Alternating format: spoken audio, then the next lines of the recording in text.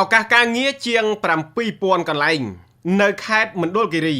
សហគ្រាសមួយនៅខេត្តមណ្ឌលគិរីប្រកាសជ្រើសរើសកម្លាំងពលកម្មជាង7,000នាក់ឲ្យចូលមកបម្រើការងារប្រាក់ខែយ៉ាងតិច92,000រៀលឡើងទៅក្រុមហ៊ុនចំការចេកដែលមានទីតាំងជាប់ព្រំប្រទល់ខេត្តក្រចេះនិងមណ្ឌលគិរីដែលកំពុងត្រូវការកម្លាំងពលកម្មសរុប7,000នាក់ឲ្យចូលមកបម្រើការងារខណៈដែលប្រាក់បៀវត្សចាប់ពី92,000រៀលក្នុងមួយខែនិងមានអត្ថប្រយោជន៍ផ្សេងជាច្រើនទៀតបើយោងទៅតាមលោកណយច័ន្ទតារាប្រធានមន្ទីរការងារនិងបណ្ដុះបណ្ដាលវិជ្ជាជីវៈខេត្តមណ្ឌលគិរីប្រាប់បណ្ដាញព័ត៌មានថាក្រុមហ៊ុនចំការចេកផ្ដោតសំខាន់ទៅលើវិស័យកសិកម្មបានស្នើសុំសហការជាមួយនឹងមន្ទីរការងារនិងបណ្ដុះបណ្ដាល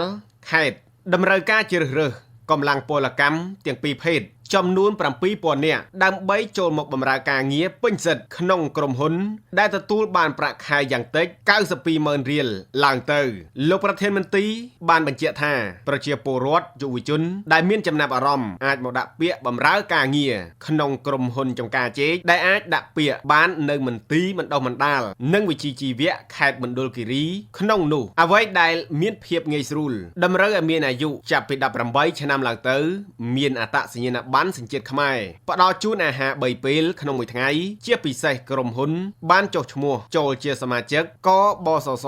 បន្ថែមទៀតផងក្នុងនាមជាប្រធានមន្ទីរបណ្ដុះបណ្ដាលវិជ្ជាជីវៈខេត្តមណ្ឌលគិរីលោកក៏បានអំពាវនាវឲ្យប្រជាពលរដ្ឋទាំងអស់ដែលកំពុងរកការងារធ្វើជាពិសេសពលករខ្មែរធ្វើមាតុភូមិនិវត្តន៍ពីប្រទេសថៃចូលមកប្រទេសកម្ពុជា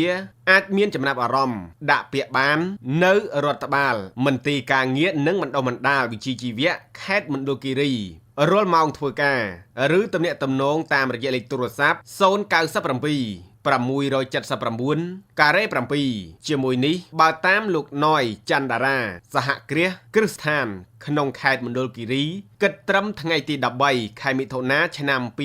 2025មានចំនួន222សហគ្រាសនិងមានកម្មករនិយោជិតសរុប4,360នាក់ស្រី1,520នាក់ក្នុងនោះមានសហគ្រាសគ្រឹះស្ថានចំនួន14និងត្រូវការកម្លាំងពលកម្មចំនួន467នាក់ស្រី158នាក់តោះបងប្អូនទៅដាក់ពាក្យធ្វើការទាំងអស់គ្នាដើម្បីទទួលបានប្រាក់ចំណូលផ្គត់ផ្គង់ជីវភាពគ្រួសារ